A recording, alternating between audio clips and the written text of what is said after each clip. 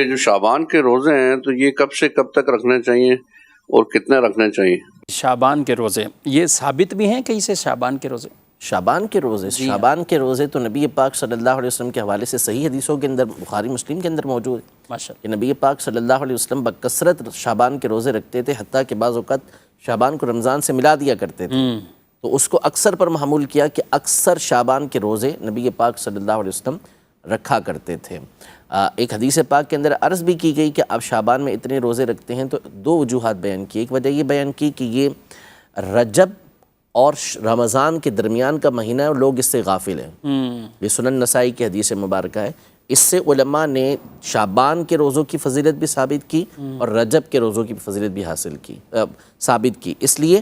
کہ شعبان کے روزے تو رکھنے کا نبی پاک صلی اللہ علیہ وسلم نے حکم ارشاد فرمایا، اور فرمایا کہ رجب اور رمضان کے درمیان یہ ہے، تو دونوں مہینوں میں لوگ عبادت کا اہتمام کرتے ہیں اور روزے رکھتے ہیں، لیکن شعبان سے غافل ہے، تو نبی پاک صلی اللہ علیہ وسلم شعبان کے اندر روزے رکھے۔ دوسری وجہ یہ بیان کی کہ اس مہینے میں اعمال اللہ پاک کی بارگاہ میں پیش کیے جاتے ہیں، تو میں یہ پسند کرتا ہوں کہ جب میرا نامہ اعمال پیش کیا جائے تو میں روزے سے ہوں، تو بکثرت نبی پاک صلی اللہ علیہ وسلم روزے رکھا کرتے تھے۔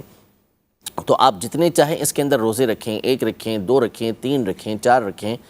10 15 20 رکھیں، تمام کا آپ کو اختیار ہے، اور بالخصوص جو 14 اور 15 تاریخ ہو اس کے اندر روزہ رکھیں کہ 15 تاریخ کی تو خاص طور پر فضیلت حدیث پاک کے اندر آئی ہیں۔